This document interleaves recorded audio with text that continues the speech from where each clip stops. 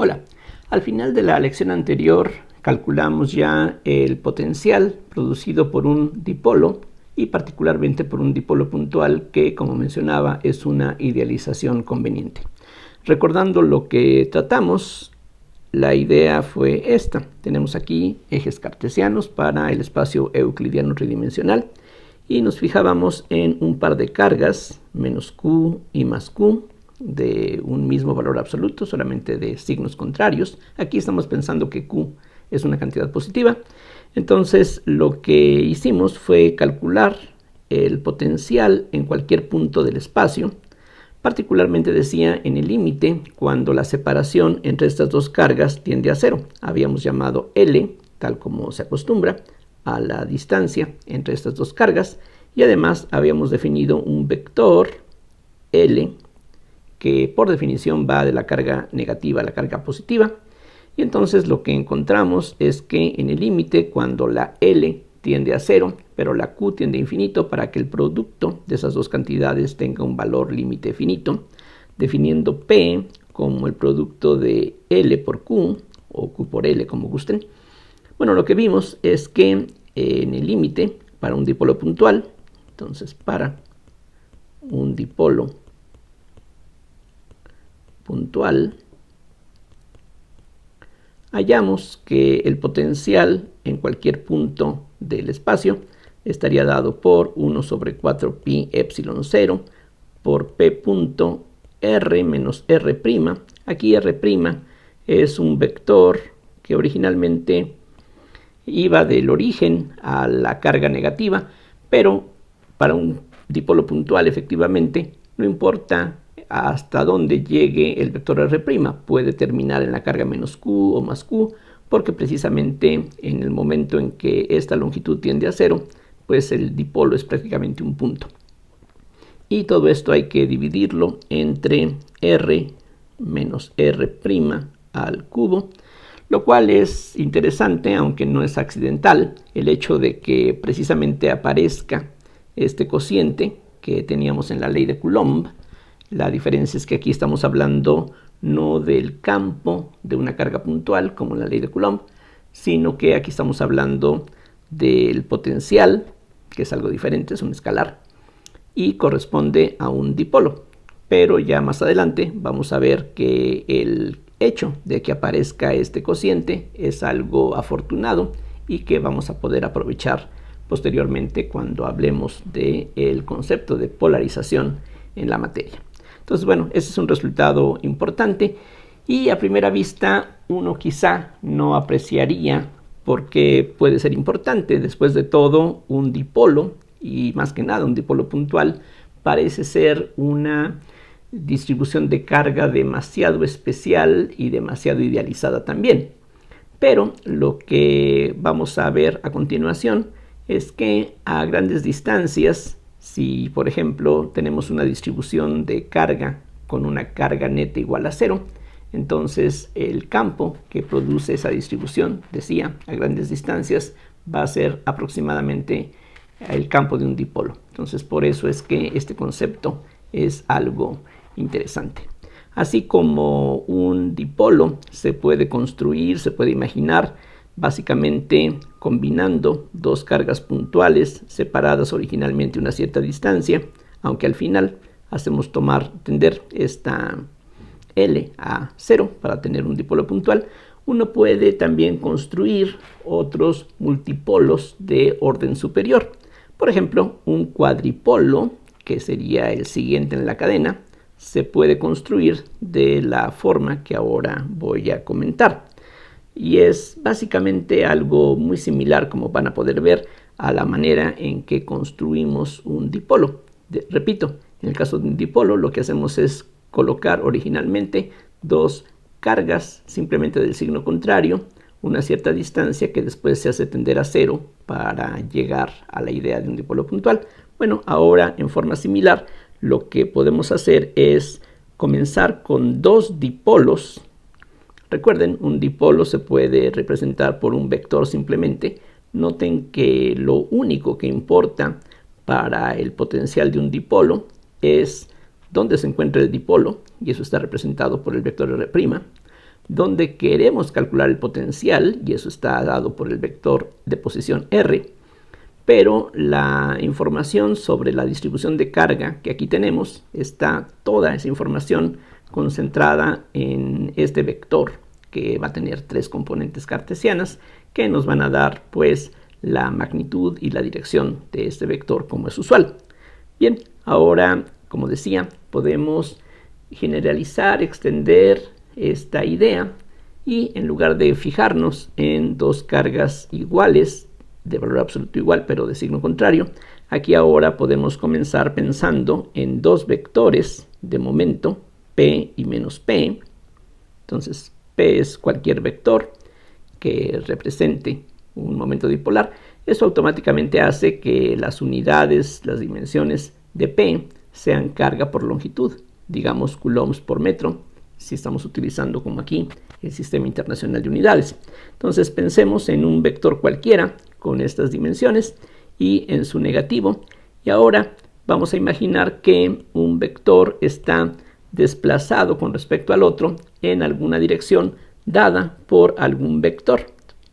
Entonces aquí, por ejemplo, me fijo en el centro de estos dipolos. Voy a suponer que estos dipolos son perfectamente antiparalelos. Precisamente uno se llama P, el otro es menos P. Van a tener la misma magnitud, van a ser paralelos, pero de sentido contrario. Y puedo desplazar un centro con respecto al otro en alguna dirección dada por algún vector. Y aquí pues no hay algún nombre que pudiera ser un buen candidato para eso. Voy a utilizar, aunque no se ve como una muy buena opción, la T. Después de todo, la T se emplea regularmente para representar el tiempo, pero aquí estamos hablando de la electrostática, todo es estático, así es de que no hay necesidad de pensar en el tiempo. Entonces T es un vector que une estos dos centros, y este vector puede estar en cualquier dirección, es decir, los dipolos podrían estar, por ejemplo, de esta forma, menos P en esta dirección, más P en esta dirección. Entonces puede ocurrir que el vector T, que une los dos centros, sea paralelo a P. Puede ocurrir que sea perpendicular justamente. Entonces podremos tener una situación como esta, en donde los centros están separados en una dirección que es perpendicular a la dirección de P. En fin, hay aquí pues también toda una infinidad de posibilidades.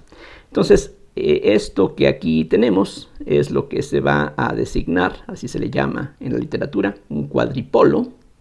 Y también aquí podemos pensar en el límite cuando esta T tiende a 0, de tal forma que con la P tendiendo a infinito, de tal forma que el producto se mantenga finito, vamos a conseguir un cuadripolo puntual, de una forma similar a como uno construye un dipolo puntual, pensando inicialmente en dos cargas de signo contrario que digamos que progresivamente se van acercando una a la otra. Vean que si las dos cargas desde un inicio coincidieran, la carga neta vale 0, no hay campo. Aquí también, si el vector T fuera desde un inicio el vector 0, estos dos dipolos se van a cancelar y el campo, el potencial producido sería 0. Aquí lo que queremos es comenzar con un cierto vector que une estos dos centros y tomar el límite. Y el límite significa no precisamente hacer T igual a 0, sino tender a aproximarnos a T igual a 0, pero manteniendo el producto de la magnitud de P con la magnitud de T finita, y eso entonces constituye un cuadripolo puntual. Y uno puede, de forma similar a como hicimos aquí, calcular el potencial de un cuadripolo puntual. Y después, ya con esta idea de un cuadripolo, ahora uno podría poner un cuadripolo desplazado con respecto a otro y repetir el procedimiento. Aquí simplemente el dibujo se va volviendo cada vez más complicado y entonces uno obtiene un octupolo. Después, con dos octupolos uno puede construir un hexadecupolo, y así las cosas se pueden ir complicando más y más. ¿Por qué es importante este conjunto de definiciones? Bueno, porque como decía, a grandes distancias de una distribución de carga acotada, el campo y el potencial producido por esa carga va a ser esencialmente el de una carga puntual, o si la carga puntual vale 0, entonces se va a parecer al de un dipolo puntual, y si el momento dipolar es 0, entonces se va a parecer al de un cuadripolo puntual, etc. Y la demostración de eso, que constituye justamente lo que se llama el desarrollo multipolar, es lo que vamos a ver a continuación, y es algo muy parecido a lo que vimos al final de la sesión pasada. Entonces, concretamente, es esto. Vamos a comenzar pensando en que tenemos una distribución de carga que está representada, como de costumbre, por una densidad volumétrica ρ, no necesariamente constante. Entonces aquí vamos a tener una ρ que depende de R'. R' es cualquier vector que corresponda a puntos de esta distribución. Y lo que quiero es calcular el potencial que habría en cualquier otro punto. Y aquí en lo que vamos a estar particularmente interesados es en lo que ocurre a distancias grandes. Grandes quiere decir que esta magnitud es mucho mayor que el diámetro de esta distribución, y aquí va a ser conveniente, como veremos enseguida, que el origen se escoja pues de preferencia en el centro geométrico de esta distribución, o por lo menos algo similar a eso, para que el tamaño, la norma de este vector R' para cualquier punto de esta distribución sea pequeño en comparación con el vector R, para que precisamente en el desarrollo que vamos a calcular enseguida sea suficiente con conservar los primeros términos de dicho desarrollo. Entonces, la idea es muy sencilla. Nosotros ya sabemos que en estas condiciones, si uno conoce la distribución de carga, entonces aquí algo que va a ser importante recalcar es esto que voy aquí a indicar. Esta entonces es una distribución de carga estática, por supuesto, pero lo más importante es que sea algo dado.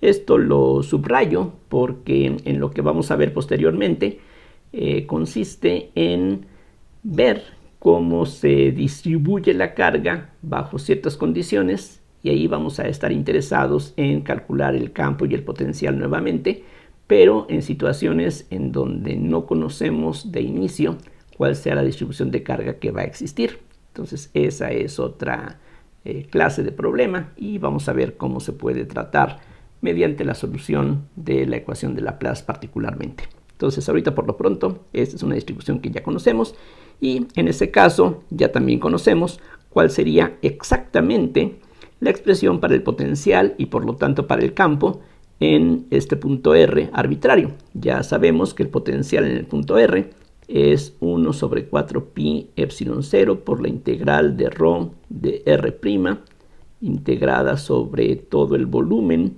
ocupado por esta distribución de carga entre R menos R'. Tenemos una fórmula similar para el campo eléctrico. En el caso del campo eléctrico, aparte del factor 1 sobre 4 pi epsilon 0, la ρ y dB', tendríamos en el numerador adicionalmente el vector R menos R', y en el denominador esta misma norma pero elevada al cubo.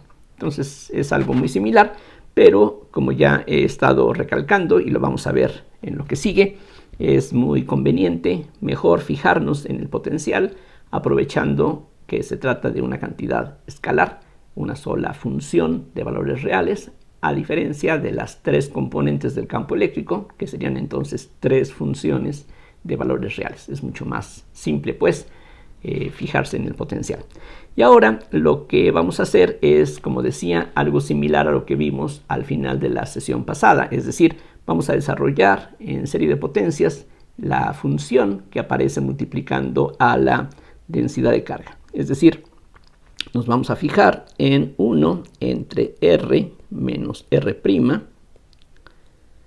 Repito, en el caso del campo eléctrico, el procedimiento sería muy similar, pero en este caso pues habría que fijarse en 1 sobre la norma al cubo.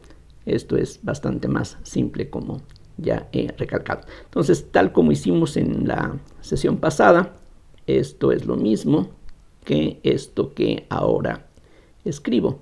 Es decir, lo que hay que recordar es que el producto punto de un vector con el mismo nos da la norma de ese vector al cuadrado. Así es de que si esa norma al cuadrado la elevamos a la potencia menos un medio, tenemos el inverso de la norma.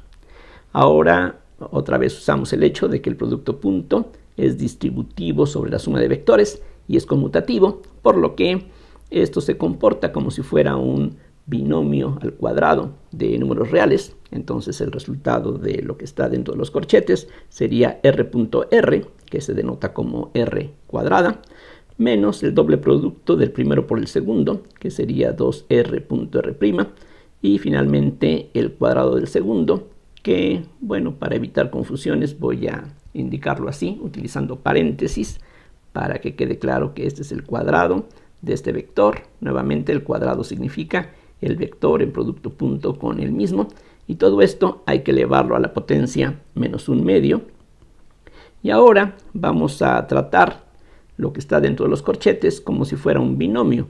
O sea, tomamos esto como un término y esto como otro término, y usamos nuevamente la fórmula del binomio de Newton, que nos dice que a más b a la n es a a la n más n veces a la n menos 1 por b, más n por n menos 1 sobre 2 por a la n menos 2 por b cuadrada, más n por n menos 1 por n menos 2 sobre 3 factorial por a la n menos 3 por b cúbica, y así continuaría esta serie en un caso como este, donde el exponente no es un número natural.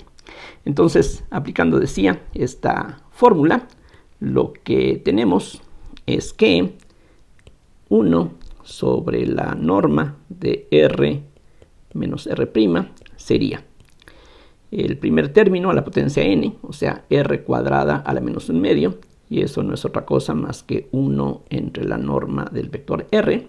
Después tendríamos menos un medio, que es el exponente, por el primer término, otra vez, a la potencia n menos 1, o sea, a la menos 3 medios, y eso entonces corresponde a 1 sobre la norma de r al cubo, y eso hay que multiplicarlo por la b, que sería todo esto incluyendo el signo. Eso entonces nos da un menos 2r.r'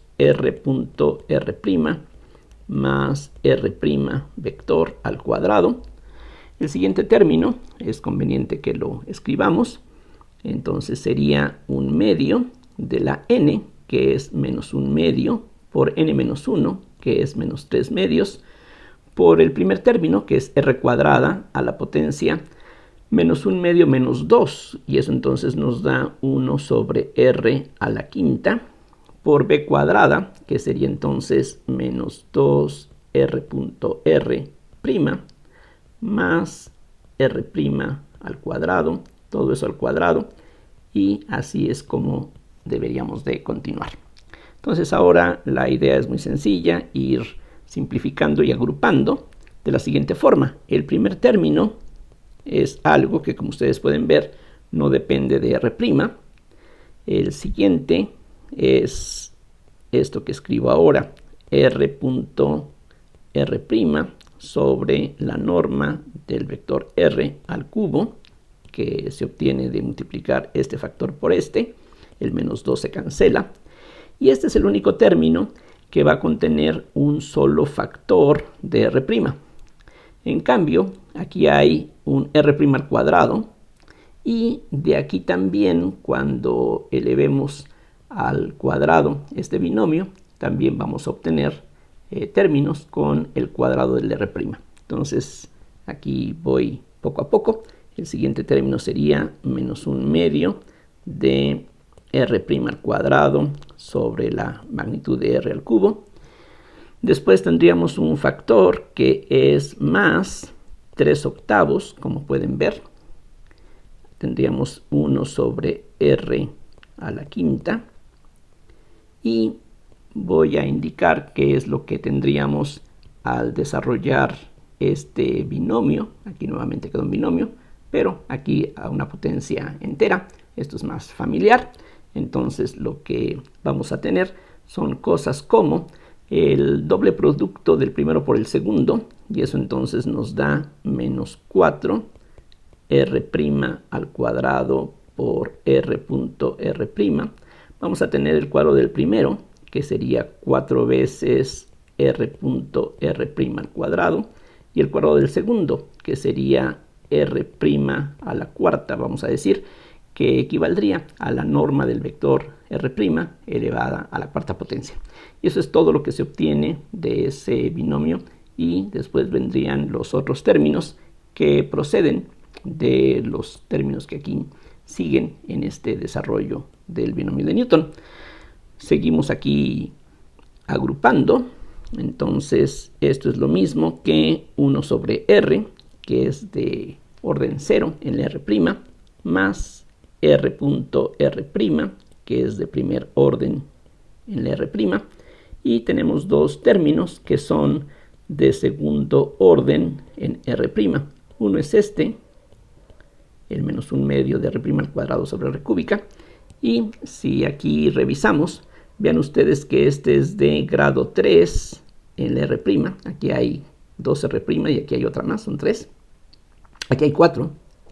Y este es el único que tiene también, como aquí, un grado 2. Entonces, esto, este término con este factor se simplifica, quedando 3/2 de r.r' al cuadrado sobre la norma de r a la quinta. Y después podemos continuar con la misma idea, agrupando los términos que sean de tercer grado en la r'.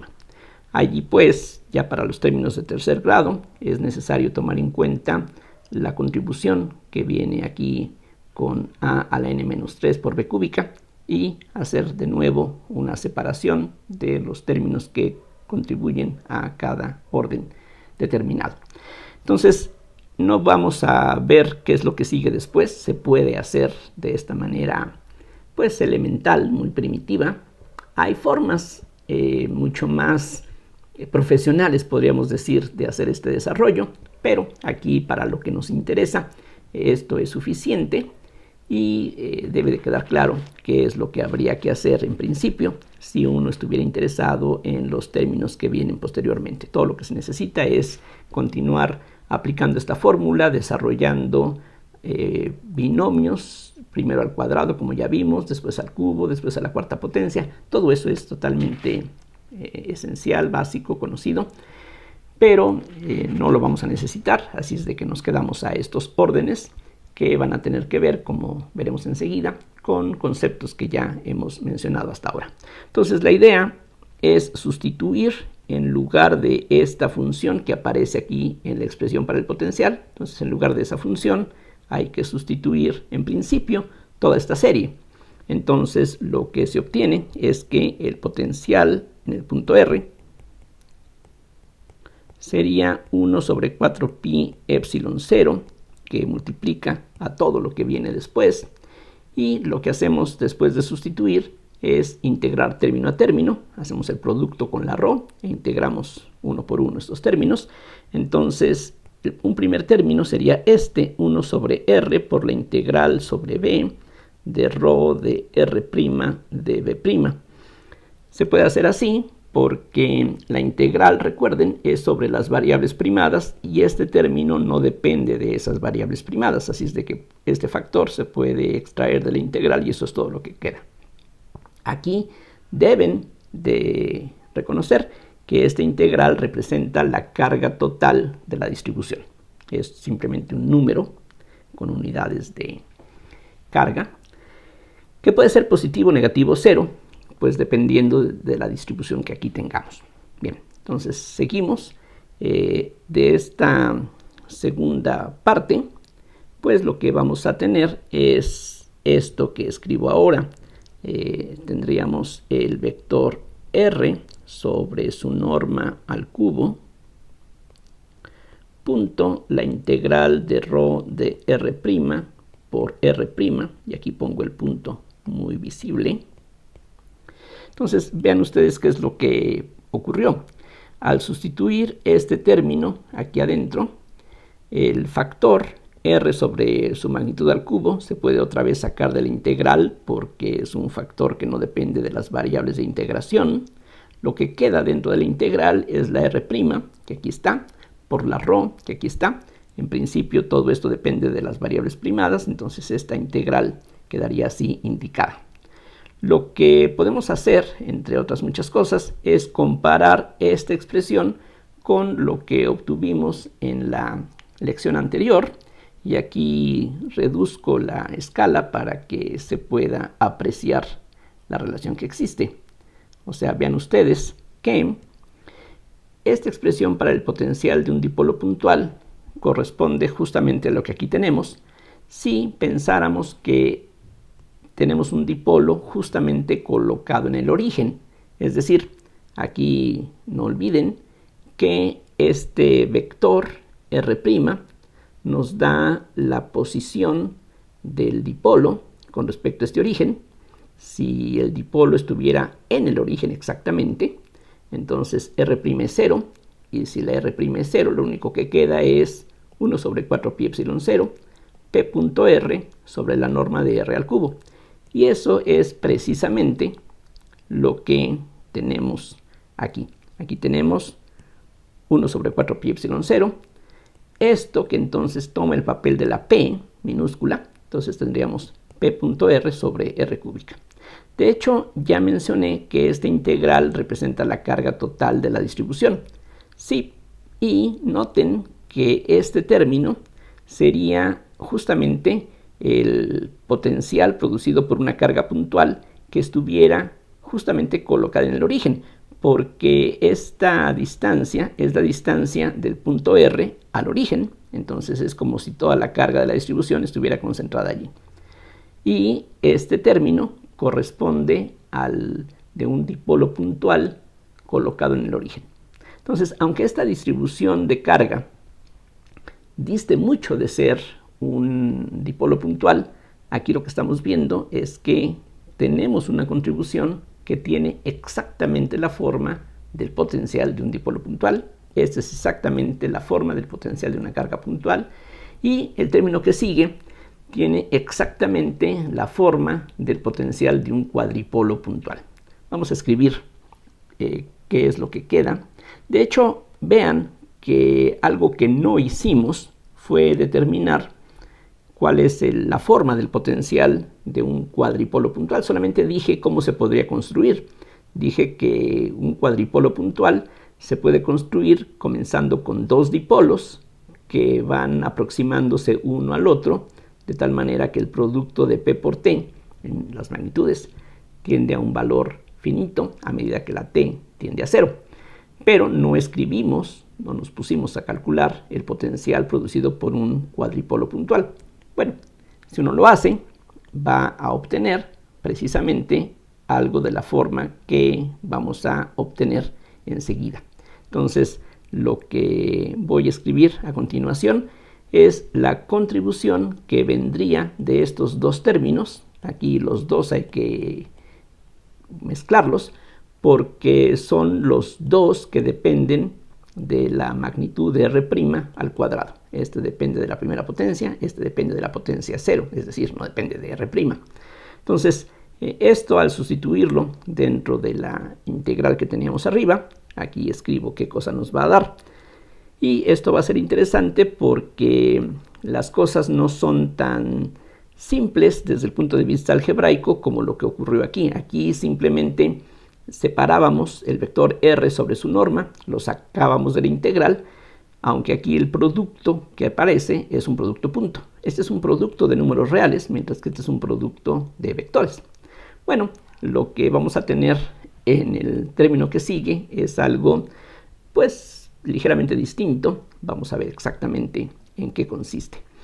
Entonces, lo que vamos a hacer por conveniencia es expresar estos productos que aquí aparecen. Vean que aquí hay un producto punto y aquí también, como ya mencionaba antes, R' al cuadrado significa el producto de R' por R', el producto punto.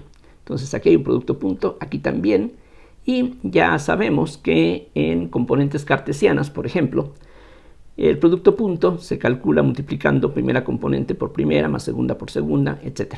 Entonces, lo que va a ser conveniente en lo que sigue es suponer que el vector R, aquí lo pongo a un lado, el vector R, vamos a suponer que tiene ciertas componentes que podemos llamar X, Y, Z, pero para lo que aquí interesa es preferible no utilizar tres letras distintas, sino la misma letra con tres índices distintos. Entonces, en lugar de X, Y, Z, vamos a escribir X1, X2, X3, y esto probablemente no sea nuevo para ustedes. Y similarmente, para el vector de posición R', en lugar de llamarles X', Y' y Z' a sus componentes cartesianas, vamos a llamarles X'1, X'2 y X'3. Ya con esa notación, lo que tendríamos como la siguiente contribución, aquí la escribo. Hay un factor de 1/2 que se puede extraer. Vean que aquí tenemos 1/2 y aquí también. Y ahora, lo que queda dentro de la integral sería esto que ahora vemos aquí. Tendremos la densidad de carga multiplicada por lo que queda de aquí una vez que hemos separado el 1/2. Y eso todo habría que integrarlo sobre las variables primadas. Falta el diferencial de volumen. Bueno, exactamente lo que tendríamos es esto. Un 3. En el denominador no hay mucho problema. Sería la norma del vector R a la quinta potencia. Y este producto punto, aquí lo hago también al margen. Vean ustedes que R', como decía antes, sería el resultado de sumar el producto de la primera con la primera, más la segunda con la segunda, más la tercera con la tercera. Es decir, es la suma sobre i desde 1 a 3 de xi con x'y. A eso equivale en componentes ese producto punto. Noten también que si en lugar de utilizar una i como índice de suma, utilizo una j, se tiene exactamente lo mismo. O si quiero utilizar una K o una L o cualquier otro símbolo, representa exactamente lo mismo. Entonces, de hecho, eso es lo que voy a usar. Entonces, regreso al cálculo que estábamos haciendo. Entonces, comienzo con este término que tiene un factor positivo. El 1/2 aquí ya está, el 3 aquí está, el denominador aquí ya está. Y este cuadrado lo voy a expresar como la multiplicación de esta suma por esta suma. Entonces eso equivale a esto que aquí les presento. Sería la suma desde i igual a 1 hasta 3, de la suma desde j igual a 1 hasta 3, de xi por x'y por xj por x'j. A eso corresponde este término. Y este otro sería algo un tanto similar. Tendríamos un menos. En el denominador la norma de r al cubo y en el numerador este r' al cuadrado que aquí aparece, pues sería la multiplicación de este vector por el mismo. Entonces, en lugar de dos vectores diferentes r y r', tendríamos r' con r', o sea que vamos a tener la x'y por x'y. Entonces lo escribo, sería la suma desde i igual a 1 hasta 3 de x'y por x'y, y todo eso hay que integrarlo sobre las variables primadas. De hecho, este db' sería dx'1 por dx'2 por dx'3. El volumen en coordenadas cartesianas es simplemente el producto de las diferenciales de las tres coordenadas cartesianas. Entonces vean que aquí las cosas son un tanto más complicadas, por supuesto, que en los términos anteriores, y pues mejor no escribimos lo que viene después porque sería algo un tanto similar pero más complicado. Ahora vean que aquí tenemos un denominador que no coincide con este, y lo que va a ser conveniente, como veremos enseguida, es convertir este 3 en un 5, es decir, tomar este como denominador común. Si lo hago, para tener aquí un una potencia quinta en lugar de una potencia tercera. Voy a multiplicar numerador y denominador por la norma de r al cuadrado.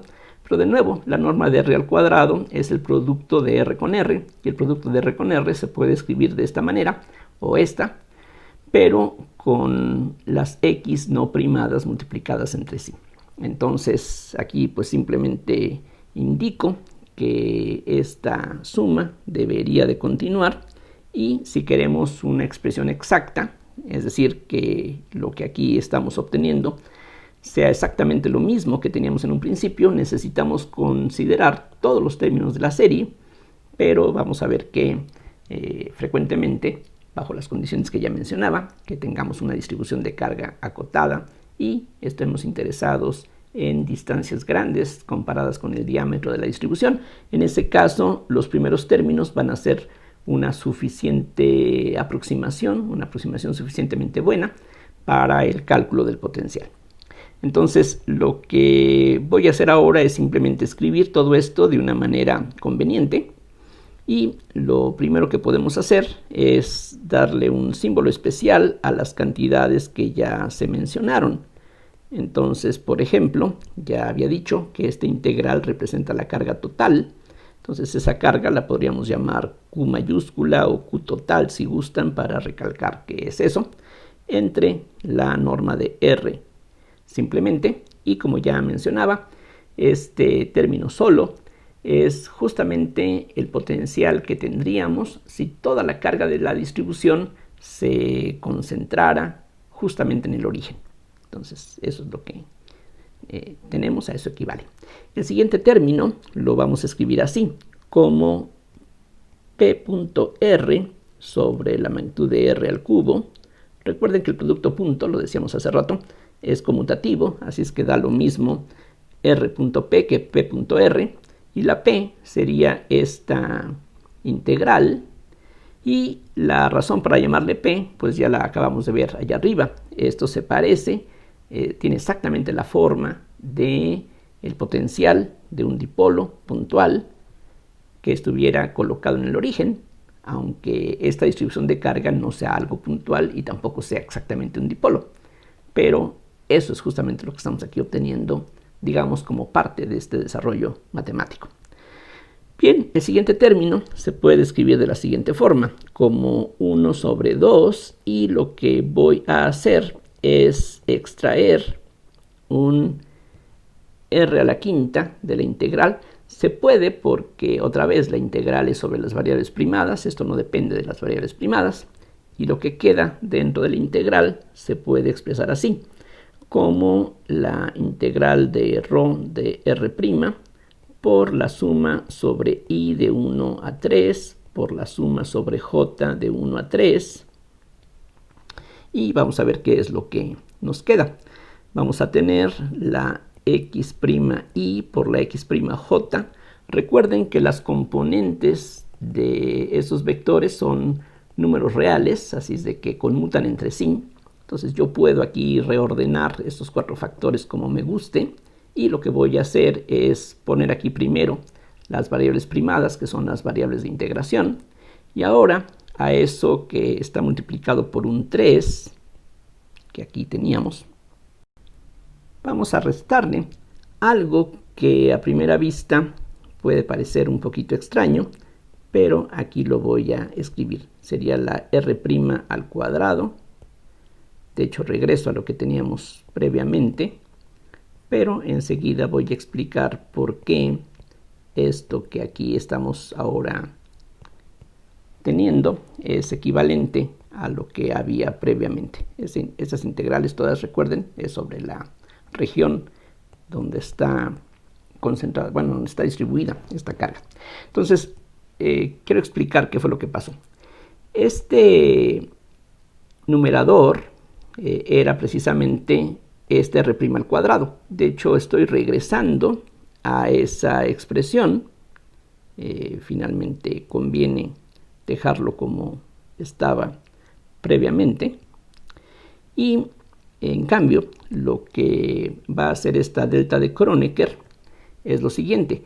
Aquí, cuando hacemos la doble suma sobre i y j, Recuerden, la delta ya se mencionaba en la lección anterior. Esta delta, por definición, vale 0 si i y j son distintos y vale 1 si i y j son iguales. Entonces, de esta doble suma de la delta con estas x, en principio aquí hay 9 términos, pero de esos 9 términos solamente 3 no son iguales a 0. Solamente van a sobrevivir los términos donde i y j valen 1, 1, 2, 2 y 3, 3. Y por lo tanto, lo que vamos a tener es x1 por x1, más x2 por x2, más x3 por x3. Y eso no es otra cosa más que la norma del vector r al cuadrado. Como aquí está una norma del vector r a la quinta, esto con esto equivale a la r cúbica que teníamos previamente.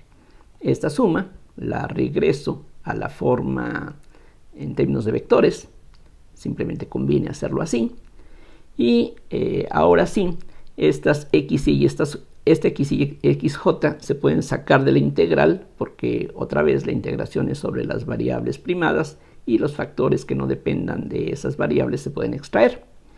Entonces, ya para concluir este cálculo, lo que queda se expresa así, como 1 sobre 4 pi epsilon 0, la carga total de la distribución entre la norma, que representa el potencial, que correspondería a que toda la carga estuviera concentrada en el origen, más p.r sobre r cúbica, que tiene la forma del potencial producido por un dipolo puntual, donde el momento dipolar, en este caso, ya no es el Q por L que teníamos al principio. Aquí recuerden lo que estábamos repasando originalmente, como mencionaba, para un dipolo auténtico, el momento dipolar se define así, es una definición.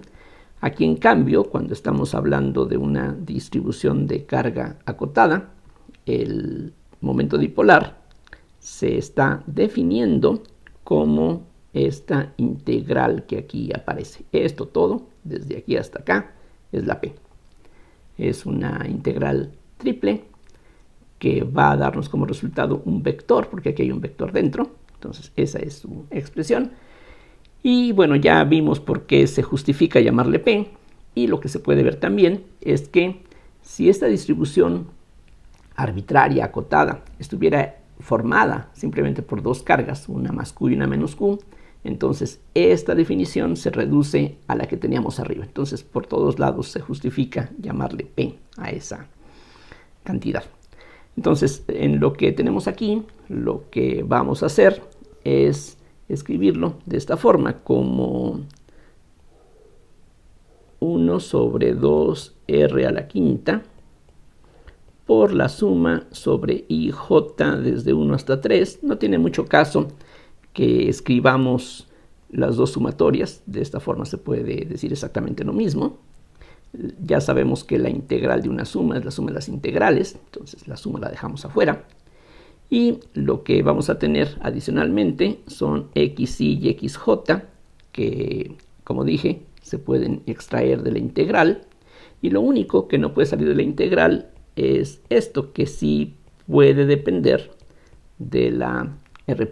Entonces aquí tendríamos la ρ de r' multiplicada por 3x'y x'j menos r' al cuadrado por delta ij, integrado sobre el volumen, y después vienen las demás contribuciones que no estamos aquí ya incluyendo.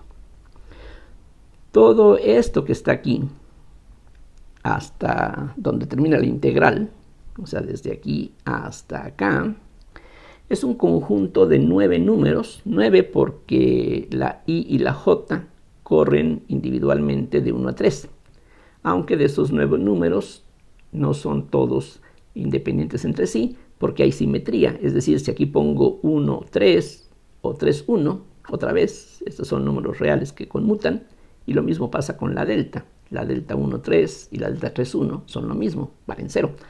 Entonces, esto es un objeto simétrico en estos índices, pero en principio son 9 números, así como esta integral es un número real que representa la carga total, y estas integrales nos dan 3 números, que son las 3 componentes de P.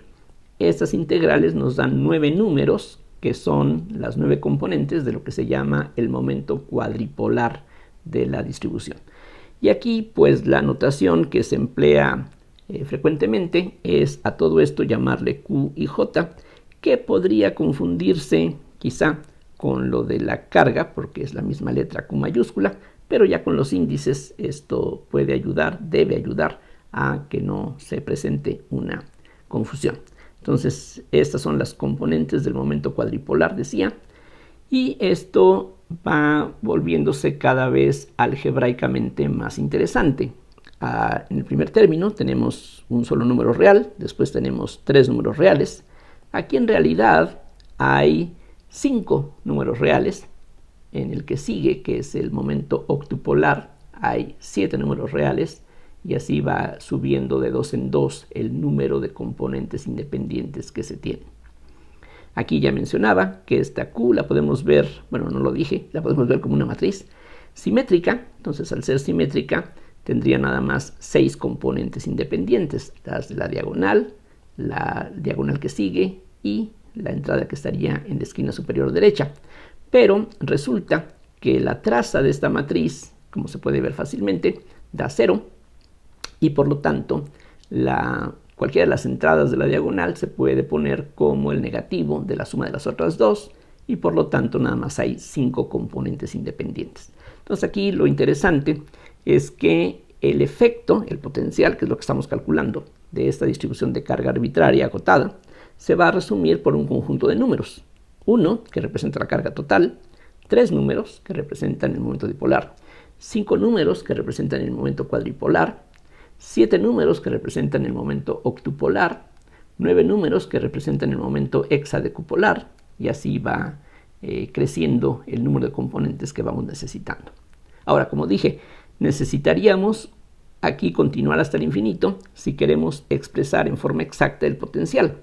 Pero, como mencioné al principio, si lo que nos interesa es lo que ocurre a distancias grandes, bueno, vean que el denominador contiene aquí una r a la primera potencia.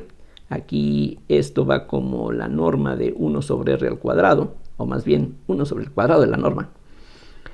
Este término, como aquí hay 2x y aquí aparece la norma de r a la quinta, este va como 1 entre la norma de la r al cubo porque aquí hay 5, pero aquí hay 2 arriba, aquí hay 3 abajo, pero hay 1 arriba, entonces este va como 1 entre r cuadrada, este va como 1 entre r cúbica, el que sigue va como 1 entre r a la cuarta, y así van avanzando las potencias que tenemos en el denominador. Y si efectivamente estamos a distancias grandes comparadas con el diámetro de la distribución, cada uno de estos términos es progresivamente más pequeño que los anteriores.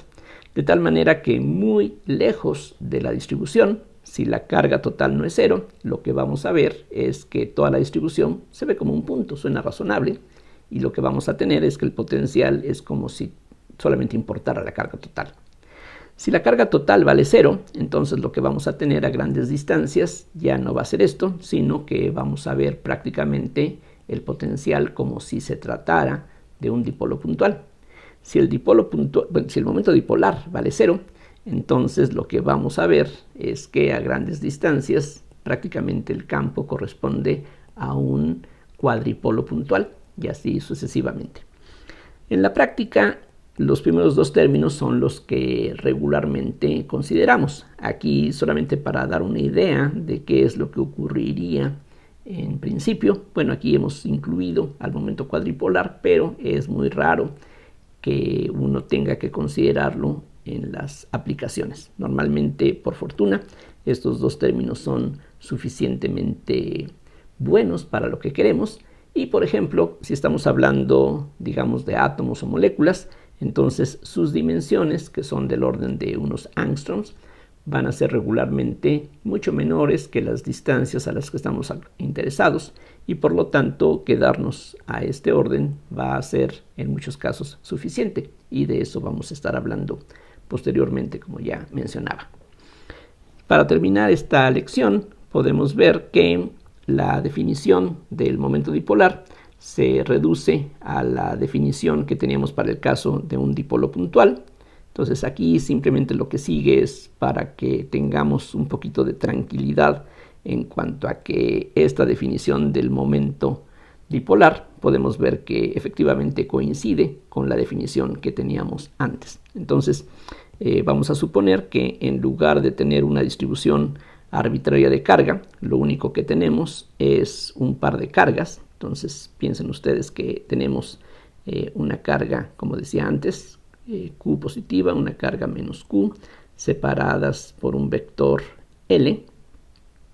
Entonces, el momento dipolar se puede calcular fácilmente. P, tal como aquí se definió ahora como parte de este desarrollo por esta integral. Entonces, la P, aquí lo pongo ahí arriba para que se alcance a ver. Reduzco un poquito la escala para que lo tengamos a la vista. Entonces, la P, por definición, como decía, es la integral de ρ, que es una cantidad escalar, que depende de R', y lo que tendríamos es esta definición en forma general, repito. Y eso está muy bien para el caso de una distribución continua, pero para el caso de una distribución discreta, esto se va a reducir a una suma sobre las cargas que tengamos. Aquí lo que estamos haciendo es básicamente lo opuesto que vimos en la primera lección. Al principio, cuando comenzábamos con la ley de Coulomb, pensábamos en un conjunto de cargas puntuales y después de allí saltábamos a una distribución continua. Aquí ahora vamos de regreso, pasamos de una distribución continua a una distribución discreta. Entonces, recordando que la ρ por dB nos da la carga, aquí recuerden, si tenemos un elemento de volumen, el producto de la densidad de carga por el diferencial de volumen nos da la carga encerrada allí, y por lo tanto esta definición, si ahora pensamos en cargas puntuales, se va a reducir a una suma desde 1 hasta n, donde n sea el número de cargas puntuales que hubiese. En este caso son 2, pero voy a escribir la expresión en forma general. Entonces lo que necesitaríamos serían los vectores de posición de cada una de las cargas. Aquí precisamente este es un vector de posición, este es otro vector de posición. Aquí estamos pensando en cargas puntuales, repito. Entonces estas R son las que están indicadas de esta forma. Aquí son vectores individuales en lugar de una variable continua. Y este producto de ρ por dB va a corresponder a la carga de cada una de estas partículas. Entonces aquí sería la carga de la partícula etiquetada con la alfa. En este caso particular, lo que vamos a tener es solamente dos términos. Necesitaríamos el vector de posición de la primera de estas dos cargas por el valor de la carga, que en este caso es menos Q. Y a eso habría que sumarle el vector de posición de la otra carga, la R2, pero de la figura se ve que R2 es R1 más L, de la definición geométrica de suma vectorial, por la carga de esta partícula que se llama Q simplemente. Y pues es fácil ver que el término con la R1 desaparece, lo único que queda es Q por L, y esta fue la definición elemental que habíamos visto en la lección anterior y que ustedes también deben de conocer de los cursos elementales de electromagnetismo. Entonces con esto termino esta lección. Todavía vamos a hablar un poquito más sobre estos aspectos básicos, pero lo principal que vamos a tratar a partir de la siguiente lección es cómo se puede resolver la ecuación de Laplace si queremos calcular el potencial en problemas en donde no se conoce de inicio, de antemano, la distribución de carga existente. Entonces, todo esto que aquí hemos visto, tal como recalqué al principio, está muy bien siempre y cuando estemos hablando de una distribución de carga dada. Pero si no la conocemos, todo esto pues no es de tanta utilidad. Así es de que vamos a ver cómo mediante la solución directa de la ecuación de Laplace uno puede resolver problemas en principio donde no conocemos las cargas que estén presentes, y bueno, de eso se trata la parte fundamental que vamos a tratar en las siguientes lecciones. Gracias por la atención y hasta la próxima.